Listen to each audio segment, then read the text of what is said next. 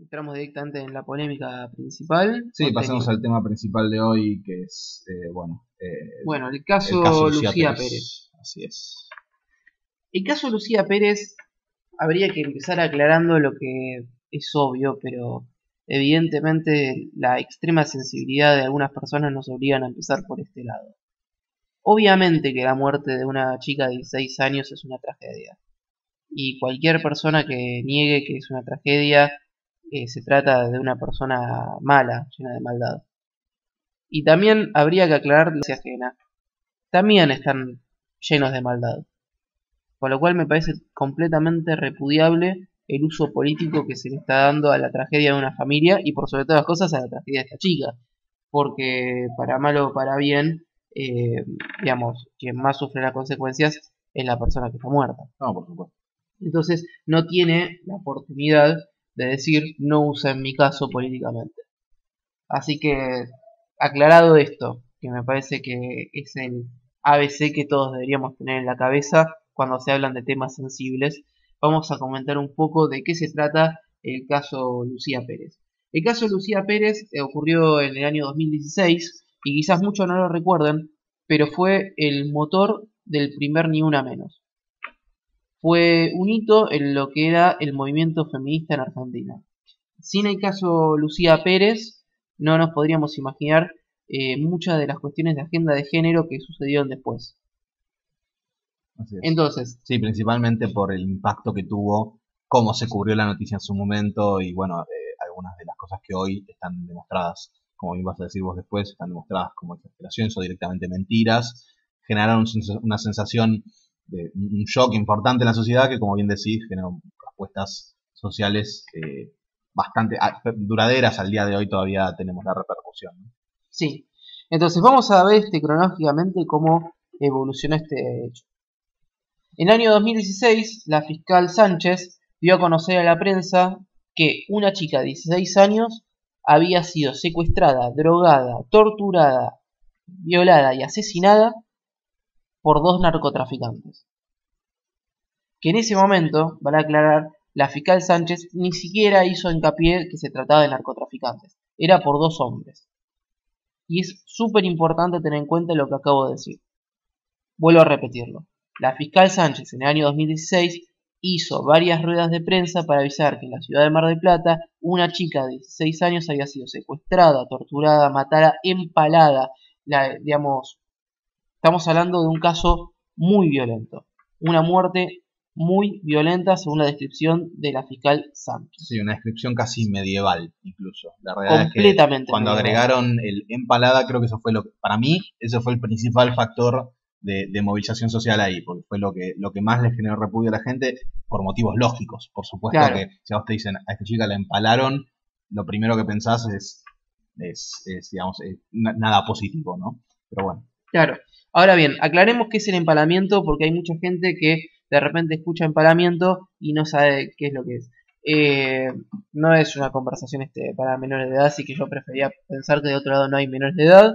Si hay niños del otro lado, preferiría, por más que baje el rating, que los aparten del lugar audible. El empalamiento mejor dicho, sigue siendo, si en algún momento se da, es una forma de tortura y asesinato en el cual, mediante un palo u otro elemento fálico, se introduce en el ano, destruye los órganos internos y la persona muere.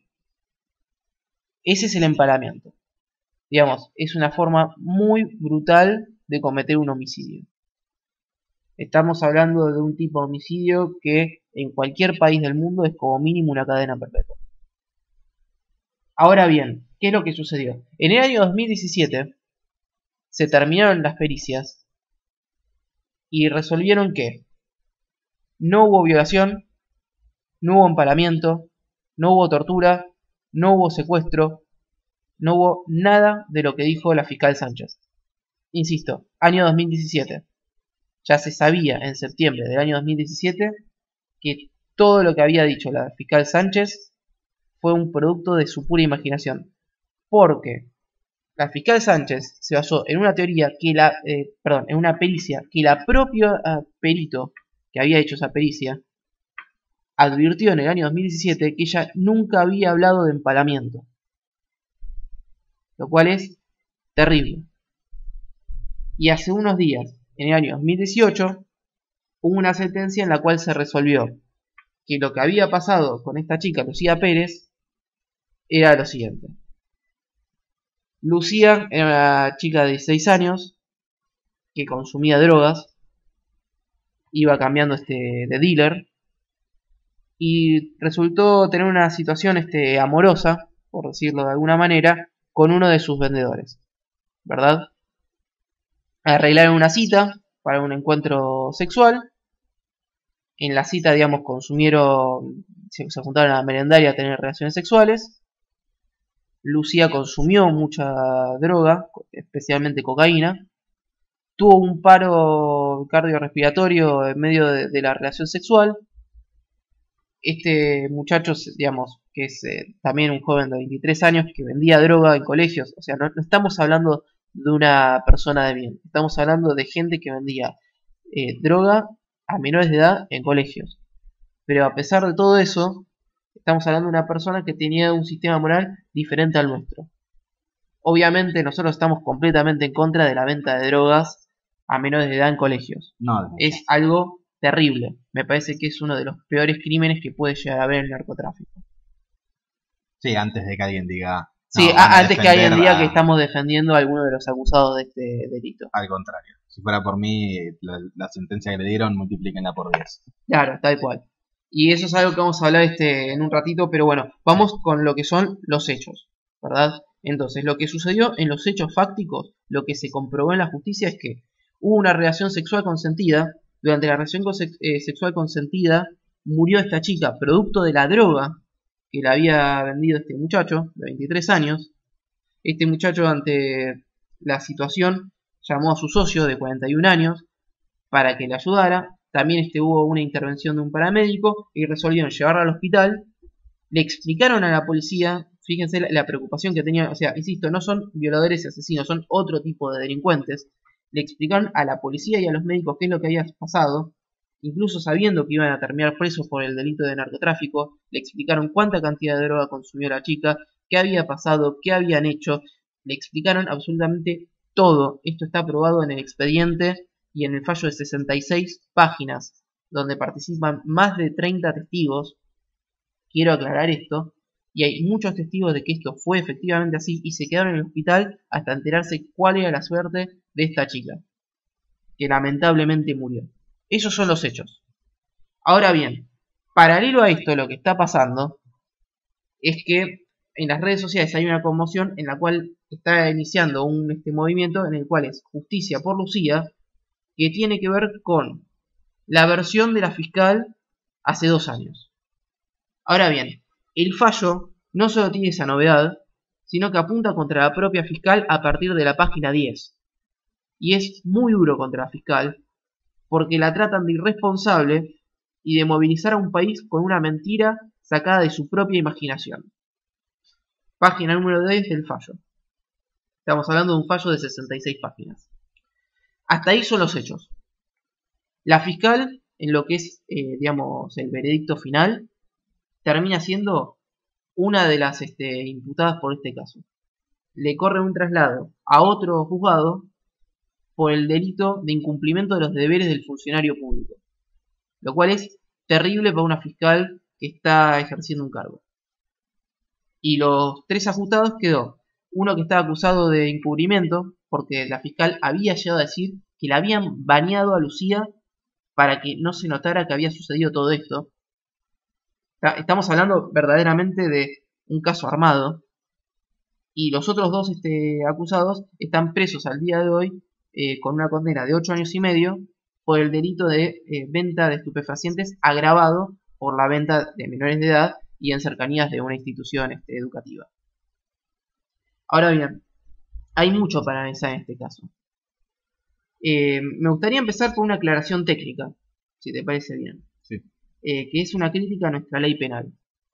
Porque a mí me llegaron bastantes seguidores de mi blog y redes sociales que me preguntan por qué no se optó por una figura de homicidio culposo. El homicidio culposo lo que tiene es que se diferencia del resto de los homicidios por la culpa. No hay una intención de matar a la víctima. ¿Se entiende? Esa es la diferencia con las diferentes figuras de homicidio doloso. Digamos, tanto las figuras del artículo 79, como que es el homicidio simple, como las del artículo 80, hay una intención marcada de matar. Y algunas versiones de lo que serían homicidios atenuados también son dolosas, preterintencionales en algunos casos, donde la intención es por lo menos de dañar. ¿Se entiende? Bueno, el homicidio culposo no hay una intención de dañar o matar. Y es lógico que entre, digamos, en lo que sería un homicidio culposo, porque aquel que te vende droga no tiene ganas de matar a su cliente. Insisto, es terrible vender drogas a menores de edad. Me parece absurdo tener que estar aclarando esto todo el tiempo. Pero bueno, entiendo la hipersensibilidad que hay por la muerte de una chica de 16 años.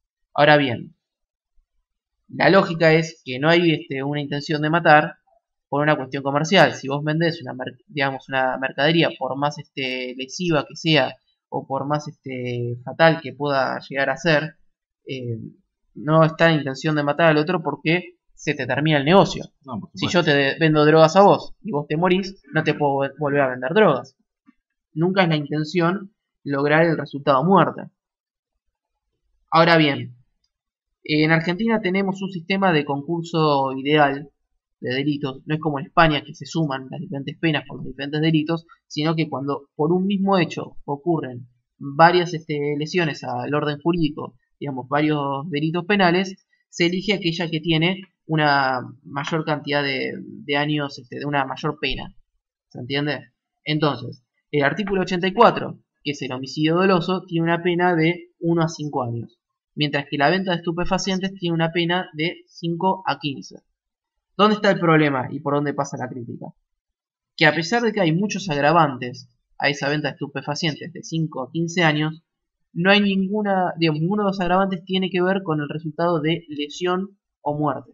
Una lesión a la salud o la muerte del drogadicto se considera como parte de una culpa concurrente entre la víctima y aquel que fue un partícipe necesario de su muerte, ¿verdad? Ahora, el problema es que el sistema argentino en líneas generales no acepta la culpa concurrente en el derecho penal, que es lo que se aceptaría, por ejemplo, en el derecho civil. Digamos, desde el punto de vista penal, si yo te vendo veneno y vos lo tomás y yo sé que lo vas a tomar, no puedo decir la víctima también tenía la culpa. En cambio, desde el punto de vista civil, si yo te estoy vendiendo, por ejemplo, un veneno para ratas y vos lo tomás, bueno, hay una culpa concurrente. También podríamos hablar de un quiebre en lo que es el nexo causal, que eso sí está en los dos derechos, tanto en el penal como en el civil. Pero la culpa concurrente es ambos tenían la responsabilidad. Eso en el ámbito civil es aceptado, pero en el ámbito penal no es aceptado de la víctima y el victimario tenían la responsabilidad. Sí, cuando hay un quiebre en lo que es, por ejemplo, el nexo causal.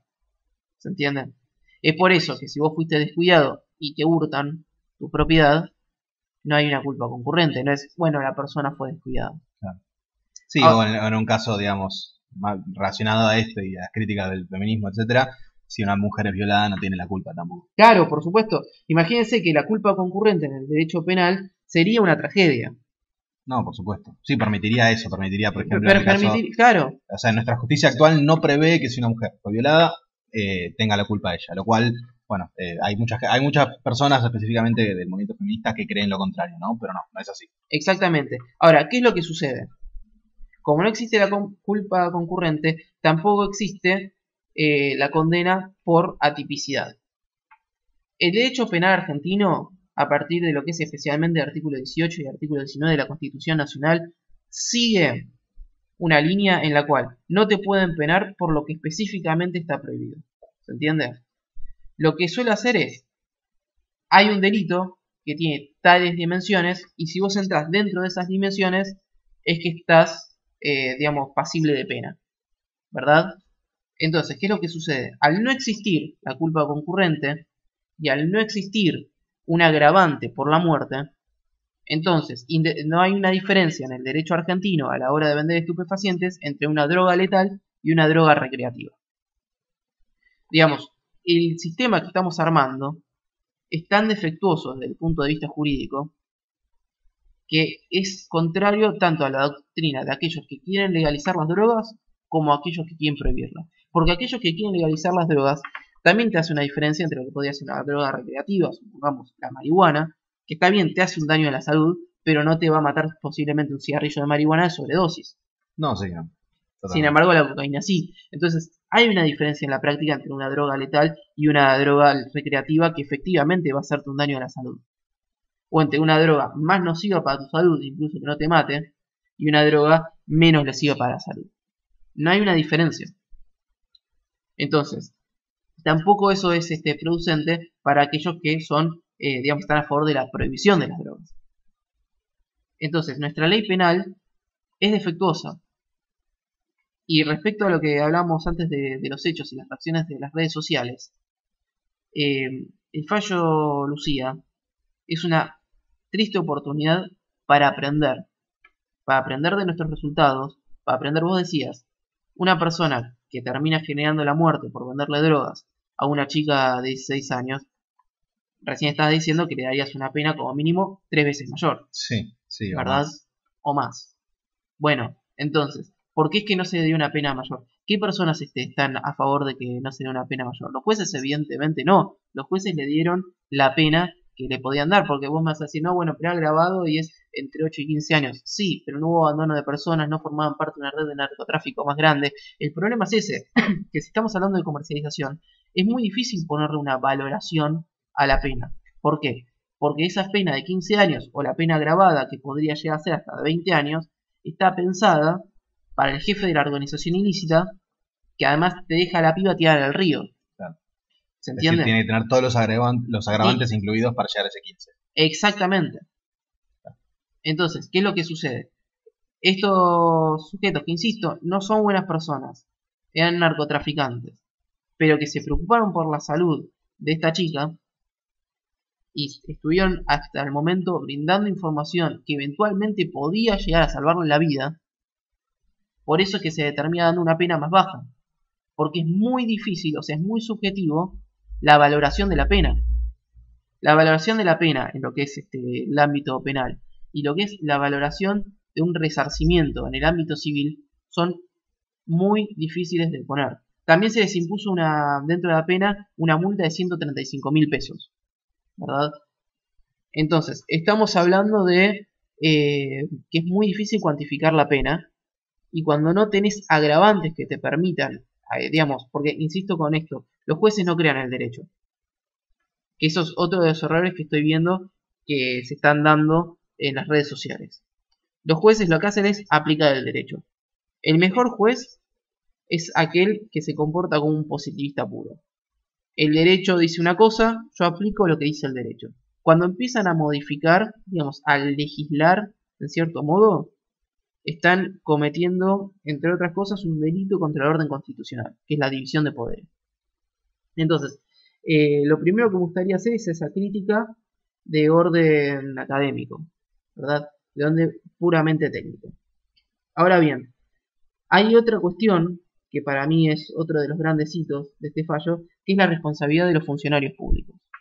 Se apuntó muy duro contra la fiscal y contra 2 de los peritos. Eso es sumamente importante, especialmente contra la fiscal. A la fiscal se la trató, digamos, el fallo está escrito directamente con bronca, hasta se llegó a ironizar que no le hubieran dado ni siquiera la posibilidad de darle un maxi kiosco. Estamos hablando de que fueron muy despectivos con la fiscal y fueron muy despectivos con justa razón, porque lo que la fiscal generó fue una movilización social que fue como una bola de nieve. En las redes sociales en los últimos tiempos, para preparar, digamos, este segmento del programa, empecé a ver qué era lo que opinaba la gente. Llegué a leer que hay gente que está convencida que a Lucía se le metió una botella de vidrio roto en la vagina. ¿Se entiende lo que estoy diciendo? Sí, sí. Eso ni siquiera lo dijo la fiscal. Digamos, se armó una bola de nieve. Cuando empecé a googlear, porque la verdad que me llamó mucha atención, porque que lo diga una sola persona en internet, uno está acostumbrado a las teorías conspirativas. Pero hay mucha gente repitiendo eso. Y cuando empecé a googlear, no lo encontré en el expediente. No sé si en algún lugar del expediente se habrá planteado la hipótesis. Y tampoco lo encontré en un artículo periodístico. La primera vez que lo encontré, digamos, cronológicamente hablando, fue un comentario de un lector de Infobae en la sección de comentarios donde habían 200 comentarios. Eso fue lo que encontré, digamos, cronológicamente más antiguo. La famosa botella de vidrio. La autopsia lo que decía es que hubo sexo anal, pero que la dilatación anal que había era del tamaño del pene del acusado. Y que tenía que ver con el sexo consentido, que no había muestras de violencia. Y un fragmento que se sacó de contexto y también se repartió en las redes sociales, insisto, el fallo tiene 66 páginas. Aquellos que son estudiantes de Derecho o que les interesa el tema, les recomiendo plenamente la lectura. Entre otras cosas porque no puedo entender cómo puede ser que haya gente que me dice que no tiene 1 o 2 horas para leer un fallo de 66 páginas, sin embargo tiene 6 horas para opinar sobre el fallo que no leyó en las redes sociales. Es peligrosísima esa postura. Porque en última instancia lo que estamos diciendo es, estamos dispuestos a escuchar a cualquier persona y no generar un pensamiento crítico. Y sin embargo hay una desconfianza enorme en el Poder Judicial, que es una desconfianza a todas luces bien merecida, porque fíjense lo que es esta, la fiscal Sánchez. Generó una situación muy polémica en base a su propia imaginación, porque insisto, la perito, que también está acusada por los deberes, por incumplimiento de los deberes del funcionario público por haber hecho una pericia defectuosa, hasta la misma perito dijo que nunca habló de empalamiento. La perito que hablaba en una primera instancia de la posibilidad de que hayan lavado el cuerpo, porque dijo, insisto, esto es literal del fallo, que no había olor a sexo y por lo tanto había dado por sentado que como no había olor a sexo habían lavado el cuerpo. Estamos hablando de una falta de profesionalidad muy importante. Sí, no lo tenía. Claro, esa misma persona descartó la posibilidad del empalamiento y la fiscal, sin ajustarse al elemento técnico, habló de, insisto, esto es literal de la fiscal Sánchez, la muerte más violenta que vio en su vida. Y obviamente si hubiera sido lo de las botellas de vidrio, lo del empalamiento, el secuestro, que la drogaron para violarla, que la violaron en grupo, llegan a decir, porque llegan a decir que la violaron de a 3. Con lo cual, los que estuvieron diciendo que la violaron de a 3, ni siquiera leyeron el expediente, porque uno de los 3 acusados no estaba acusado por la violación seguida de muerte. Estaba acusado por el encubrimiento. Con lo cual, hay mucha opinión basura dando vueltas en internet. No, sí.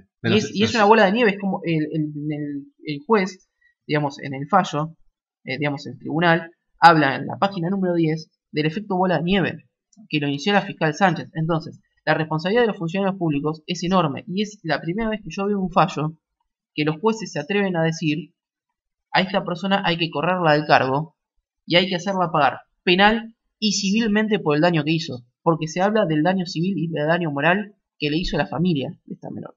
La familia de esta menor, que también recibió llamados por parte de la fiscal, donde la fiscal también, insistió con esta idea, está en una situación muy angustiosa. ¿Por qué? Porque le están diciendo, a tu hija la mataron, a tu hija la violaron, y ahora la sentencia que hay obviamente no los va a satisfacer nunca en la vida, porque además de los defectos que estábamos hablando, la falta de agravante por el resultado de muerte, no hay nadie responsable por un homicidio, que en sus cabezas es un homicidio, que legalmente no es un homicidio.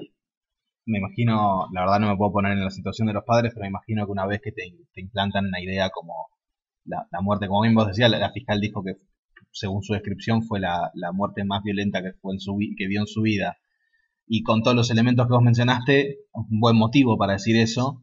Me imagino que los padres, imagínate, si la fiscal dijo que sintió eso con esa descripción, imagínate los padres que la tomaron como una verdad, como tomaron porque no se deben haber imaginado con qué motivo podría mentir la fiscal, es decir, no deben haber sospechado desde el principio ni siquiera de una mentira, y hoy, ¿cómo vas para atrás en eso? ¿Cómo vas y decís, no, era todo un invento? Es que aclaremos una cosa, al día de hoy nadie sabe por qué la fiscal dijo lo que dijo. No, sí, eso es lo más perturbador un poco. Nadie lo sabe, porque si vos me dijeras que la fiscal es, no sé, una persona con un perfil parecido al de Victoria Donda, se entiende que Victoria Donda, termine modificando estadísticas para ganar un rédito político. Claro. Ya lo ha hecho, no sería la primera vez. Ahora bien, la fiscal no tiene esas aspiraciones políticas. Verdaderamente no se entiende. Pero me parece muy positivo que la justicia, porque, insisto, históricamente, la mala praxis fue el miedo de los médicos y de los abogados al día de hoy. digamos, de ese tipo de profesionales. Y está bien que la persona que comete una mala praxis pague civil y o penalmente por sus errores. Digamos, teniendo en cuenta que no se trata de una cuestión de resultados, sino que se trata de una cuestión de medios. ¿Verdad? No es una responsabilidad, digamos, cuando vos vas a consultar a un médico, el médico no te está asegurando que te vas a curar, pero te está asegurando que va a hacer todo lo que esté en su, digamos, todo lo que esté en su profesión, todo lo que esté disponible en la técnica, en la buena técnica, para que vos te cures. Claro. Si no te curas y el médico te demuestra que hizo todo lo que está humanamente, digamos, en sus capacidades para evitar esa situación, no va a haber mala praxis. No es una cuestión de resultados, es una cuestión de los medios utilizados.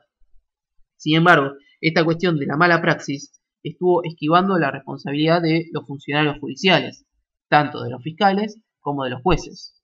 Y esto podría ser también la oportunidad de aprender de este hecho, de que puede existir la mala praxis de un fiscal, lo cual sería muy positivo porque sería una oportunidad para mejorar nuestro sistema jurídico. Sí, podría tener ramificaciones en el sistema jurídico entero, porque bueno... Enormes, sí, enormes. Podría ser un hito. La verdad no me termina no me puedo terminar de imaginar el tamaño de, y más si esto se extendiera a jueces, no me puedo imaginar el tamaño de la repercusión que podría tener esto realmente. Mi lado pesimista me dice que no va a ser así, pero bueno, vale la pena mencionarlo y hablarlo, e incluso te diría hasta pedir que esto no se deje atrás, que esto se le dé la importancia que merece, ¿no? Sí, bueno, pero esto nos lleva a hablar de vuelta a la postura que estamos teniendo. Tenemos dos oportunidades acá. O aprovechamos toda esta situación para tomar conciencia de los hechos de verdad, aprender de nuestros errores, aprender de las cuestiones defectuosas que tiene nuestro sistema judicial, nuestro sistema legislativo y nuestra propia sociedad, y decir, la droga en los colegios es un problema, la responsabilidad de gente como la fiscal Sánchez es un problema enorme, la desconfianza que nos genera el Poder Judicial también es un problema enorme, digamos, el Poder Judicial tiene la tarea de mejorar sus instituciones para generar confianza, porque es cierto que hay una desconfianza en muchos casos bien merecida en la justicia argentina.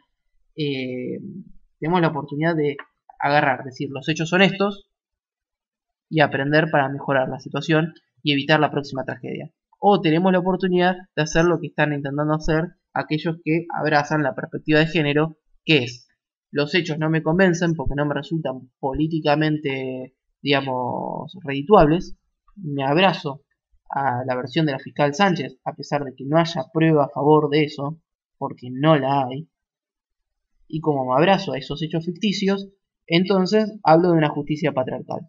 Y entonces nos perdemos la oportunidad de aprender algo de esta situación.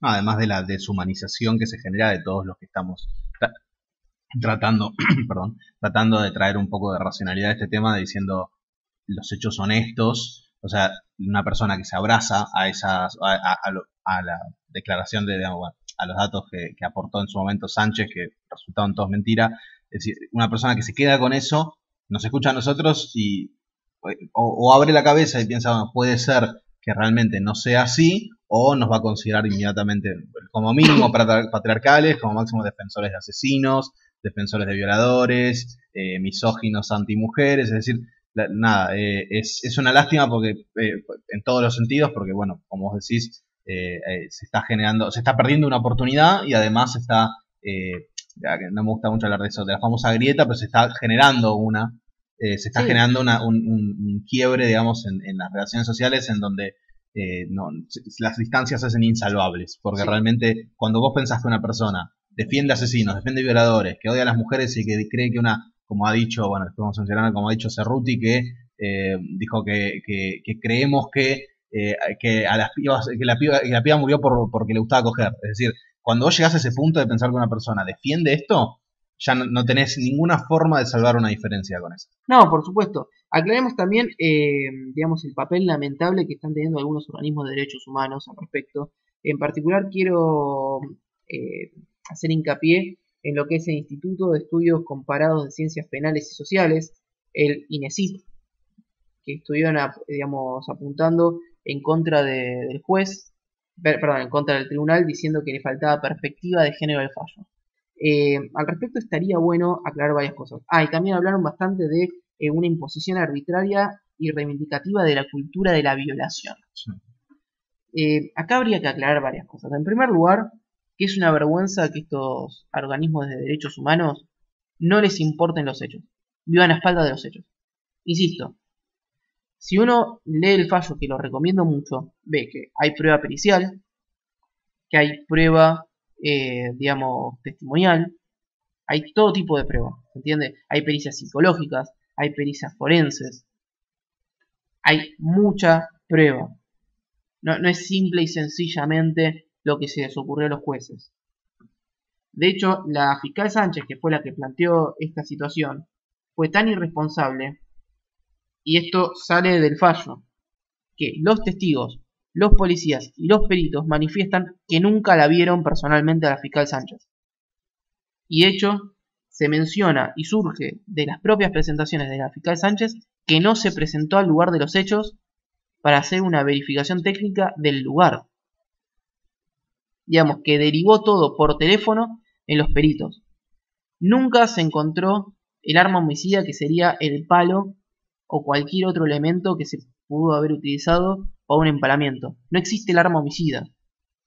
Digamos, ni siquiera es que se analizó el arma homicida y que llegaron a esta conclusión de esta manera. Y todos los peritos que participaron después están hablando de una relación sexual consentida y que hubo dilatación anal normal. Digamos, de un sexo anal consentido. Insisto, es una asquerosidad hablar de los detalles de un caso penal. Pero los detalles son los que nos llevan a la realidad fáctica. Entonces, también van a quedar una cosa. Este tribunal en particular le interesa la cuestión de género. Por eso, en la página 27 del fallo, habla de la necesidad del Estado de combatir la violencia de género. Con lo cual, no estamos hablando de un tribunal que le resultan estas cuestiones ajenas. También van a aclarar que no existe tal cosa como una cultura de la violación en Argentina. En Occidente en general, yo diría en el Occidente actual, no existe tal cosa como una cultura de violación. La violación está penada por la ley en Argentina y está penada moralmente por la sociedad. Con lo cual, hablar de cultura de la violación es no tener un contacto con la realidad. Y por último, también estaría bueno aclarar qué es la perspectiva de género, porque estoy insistiendo mucho. Incluso en expedientes se presentaron varios interesados, como querellantes, organismos de derechos humanos, para hablar de la necesidad de aplicar un fallo con perspectiva de género. ¿Cuál es la perspectiva de género? Es considerar que hay una desigualdad a tal punto que se debe aplicar sanciones ejemplares para cualquiera que cometa un delito contra una mujer, pero por sobre todas las cosas que no hay necesidad de buscar pruebas. Es no solo ir en contra de la presunción de inocencia, es ir en contra del principio que se relaciona con la presunción de inocencia de que solo podemos juzgar a las personas por los hechos efectivamente probados. Si se probó la venta de drogas, que es lo que sí se probó, porque le allanaron toneladas de drogas a esta gente. El fallo habla de por lo menos 300 dosis de cocaína y 500 dosis de marihuana. Estamos hablando de muchas dosis. Además hubo una condena en esa dirección, ¿no? Hubo una condena en esa dirección. Allanaron la casa de los acusados, allanaron la camioneta también de los acusados, y ahí es donde encontraron hasta la mochila de Lucía. Digamos, encontraron muchos elementos probatorios, pero no encontraron nada que lleve a esta situación. Encontraron cajas de preservativos, sí, encontraron cajas de preservativos, pero no encontraron nada que se parezca a, digamos, a la limpieza de la cual hablaba la fiscal Sánchez, a la limpieza posterior del cuerpo. De hecho, otro de los, creo que es en la página 50 y pico, lamentablemente eso no lo tengo anotado, pero hablan de que se descartó, que se limpió el cuerpo porque el pelo no estaba mojado. No había humedad en el pelo, en el cabello de Lucía. Sí, básico, ¿no? Claro, estamos hablando de cuando uno lee los argumentos, digamos, como abogado no soy perito, entonces estoy a merced de lo que me digan los peritos. Pero si hay dos peritos contrarios que me están diciendo eso, uno puede ver, por la experiencia, digamos, del tercero imparcial, porque los peritos lo que hacen es, desde su experiencia, explicarnos a nosotros que somos los que no tenemos esa expertise, qué es lo que sucedió. Y uno va a ser más convincente que el otro. Ahora bien, cuando ni siquiera hay contradicción en algunos aspectos, y cuando hay contradicción respecto al lavado, y vos ves que de un lado te están diciendo que no hubo marcas de que se haya lavado, que tiene la suciedad de siempre, que ni siquiera tenía el cabello mojado, y de otro lado me están diciendo que la excusa es que no había olor a sexo, y bueno, la verdad es que pasa por el sentido común y la lógica decir cuál de los dos peritos es el que está en lo cierto. Además, no había marcas de violencia, no había, digamos, carne ajena, digamos, en las uñas de Lucía. La verdad es que la situación que Y no había... había ningún indicio que llevara a Sí, la conclusión que terminó tomando la fiscal, digamos. claro, exactamente. Ninguno. Ni siquiera, creo que lo principal es si hubo empalamiento donde está el arma que se utilizó para ello, el palo o lo que sea, Claro, no hubo ningún rastro de tal elemento en ningún lado. Lo cual ya, claro, ya todo combinado, la verdad que alcanza, pero no. exactamente. Entonces, para cerrar, estaría bueno tener en cuenta lo siguiente. Hay mucha gente de buena fe que está repitiendo noticias que no se ajustan a la realidad. Contra ellos no tengo nada que decirles, excepto es hora de que cada uno mire para sus adentros. A todos nos pasa que repetimos a veces noticias, repetimos titulares, porque muchas veces no tenemos tiempo de verificar. La verdad es que en este caso, si no hubiera sido porque había un fallo judicial, yo también hubiera simple y sencillamente repetido de qué terrible lo que le pasó a esta mujer, ¿verdad? Ahora bien, del otro lado, que son los desinformantes, hay gente que políticamente se está beneficiando con la triste situación de Lucía. Porque el caso Lucía era uno de los emblemas del Ni Una Menos. Y perder el caso Lucía, para muchos actores políticos y para muchos periodistas que pusieron su credibilidad en este caso, es contraproducente. Si no hay violación, están perdiendo una oportunidad política muy grande. Y es terrible que estén midiendo por la oportunidad política la desgracia ajena. Porque estamos hablando de la desgracia fatal de una joven y de su familia, y de sus amigos, y de su entorno. ¿Entienden? Y del miedo que están generando en la sociedad también. Porque les conviene políticamente que exista un caso como el de Lucía. Porque esa es la realidad. Al colectivo Ni Una Menos y a grupos de extrema izquierda como el MST, el Partido Obrero o el Frente para la Victoria, Unidad Ciudadana y otros tantos, les conviene que exista esa situación. Les conviene políticamente. Si el caso de Lucía se demuestra que no era como lo habían planteado, que no había una violencia de género, que no hubo una violación, bueno, en esos casos les está viniendo en contra la situación política y se está viniendo en contra muy grande, porque están perdiendo el sustento de Ni Una Menos, porque la marcha de Ni Una Menos y el paro nacional de mujeres que están proponiendo volver a repetirlo por el supuesto fallo injusto del caso Lucía, depende de que a Lucía efectivamente la hayan matado de la manera más brutal y agradecida que se pueda. Y estamos hablando de gente que se está beneficiando, estamos hablando de Victoria Donda, estamos hablando de Pino Solanas, estamos hablando de Del Caño, estamos hablando de Miriam Bregman, estamos hablando de gente que está especulando con la desgracia ajena para ganar votos. Estamos hablando de un nivel de miseria humana enorme. Tan malo y tan miserable como aquellos que están vendiendo droga en los colegios a los menores de edad, que también son un conjunto de miserables. ¿Se entiende?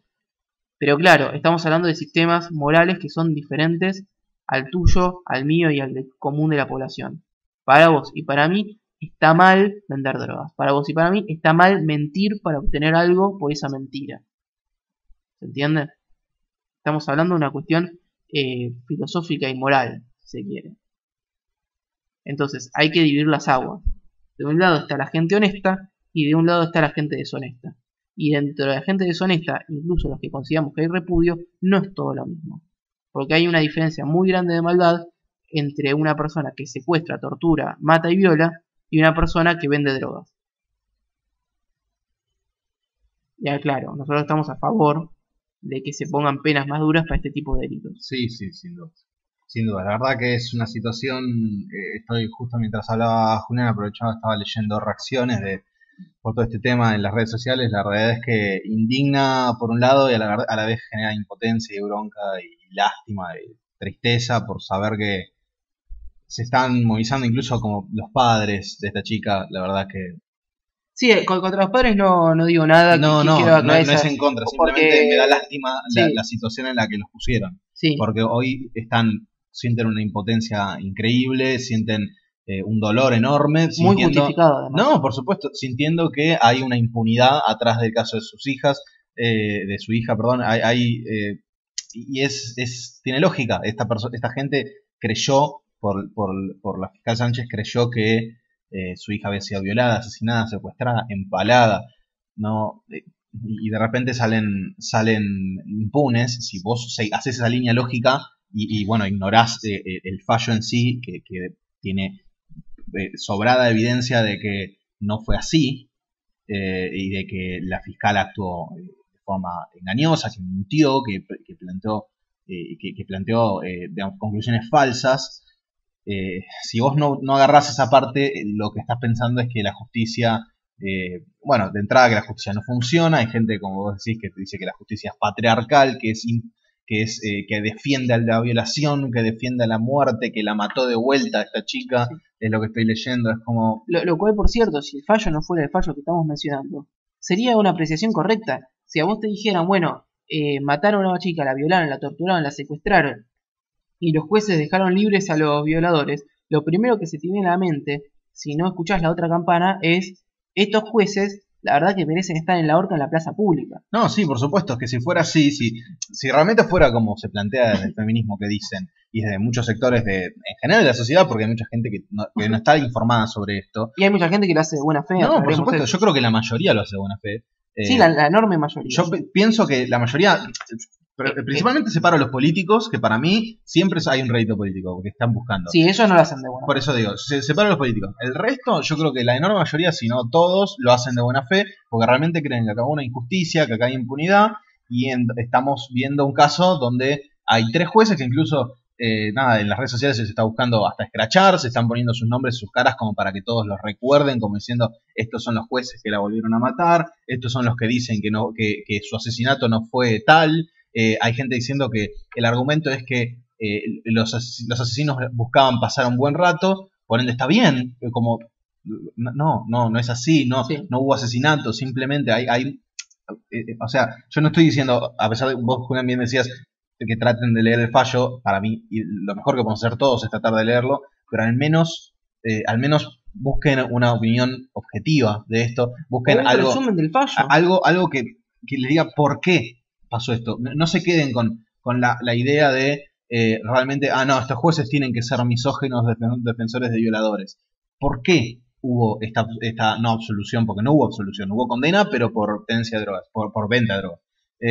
Sí, además eso, no hubo una impunidad. Claro, no, Aprovecharon es decir, el caso. los tipos están presos. Es decir, lo que se está diciendo en realidad es no hubo condena por femicidio, por asesinato, por homicidio, etcétera. Por ende hubo impunidad.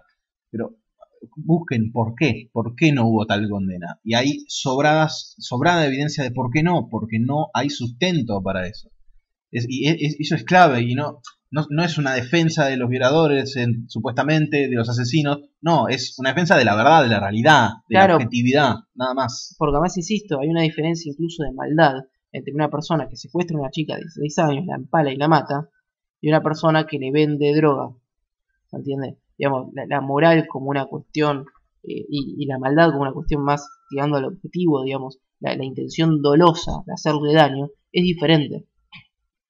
Además de última, uno de los imputados, estamos hablando de un chico de 23 años, que insisto, está teniendo una actitud delincuencial terrible, no tenía intenciones de hacerle daño a esta persona.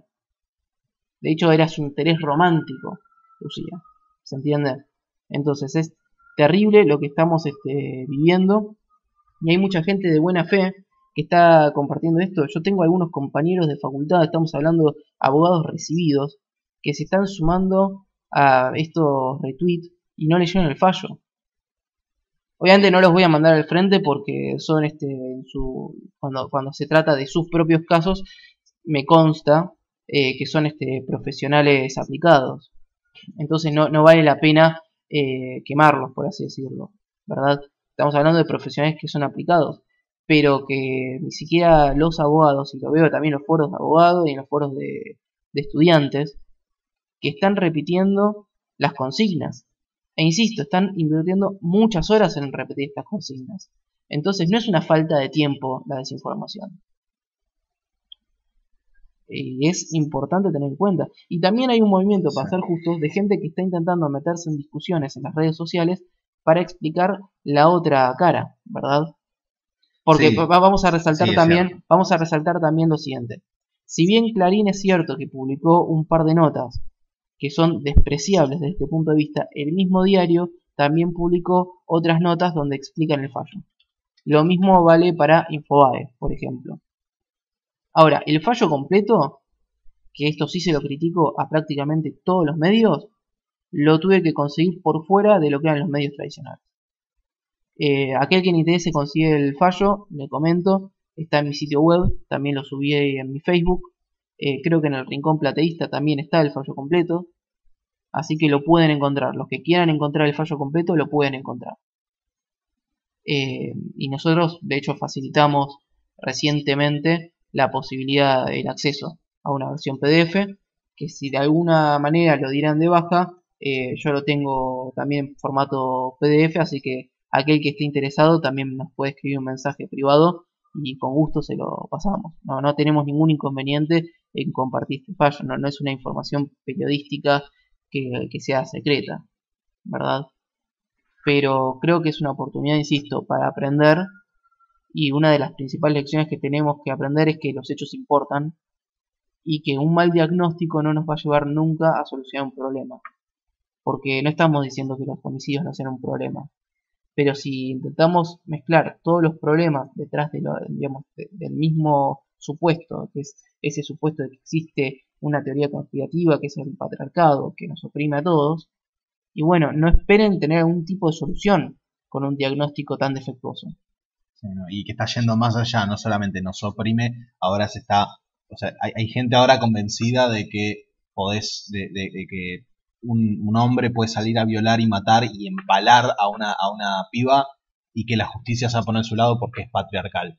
Hay gente que realmente se está convenciendo de esto y es peligrosísimo, realmente es peligrosísimo porque no solamente porque no tiene ningún tipo de sustento en los datos y los hechos, sino porque genera realmente una separación, un alejamiento de la realidad, y una desconexión con la realidad que realmente, no sé, yo personalmente a mí o sea, este caso nada más leyendo las reacciones de la gente, Sí. la verdad que me preocupa y la verdad me pone bastante triste leer mucha gente que de buena fe, como bien decíamos, la mayoría seguro, no los políticos, ellos la verdad se ponen al carajo, porque sacar rédito de esto es lo peor que puedes hacer, pero mucha gente de buena fe diciendo que cómo esta situación los indigna, cómo los pone tristes, cómo les da bronca, cómo te genera miedo incluso, o sea, realmente genera miedo. Sí, Y completamente. Y además aclaremos una cosa. Esto termina siendo la profecía autocumplida, que es lo mismo que pasó con el femicidio. Si vos haces propaganda diciendo que los asesinos de mujeres y que los violadores de mujeres están impunes, vos estás empoderando a los asesinos digamos, y a los violadores. Los estás empoderando. Porque la verdad es que no es cierto lo que están diciendo. Pero va a terminar siendo cierto que van a haber más cantidad. ¿Por qué? Porque estás diciendo a esa persona no le tengas miedo a las consecuencias. No te van a arrestar por ser un violador. Cuando en realidad no está pasando eso. No está sucediendo. Y además se están quejando. Hay mucha gente que está diciendo los declararon inocentes. No los declararon simplemente inocentes. Están presos y van a seguir presos. No los declararon culpables de la teoría del caso que planteó la fiscal Sánchez. Los declararon culpables de otro delito, diferente. sí, que bueno, habíamos dicho ya, estamos de acuerdo, yo personalmente estoy muy de acuerdo en que hubiera más pena por ello, pero no por causas inventadas, con argumentos falsos de una fiscal cuyos motivos la verdad no me entran en la cabeza. La verdad, si hay que meter los presos, que sea por lo que hay que meter los presos y no por cualquier cosa.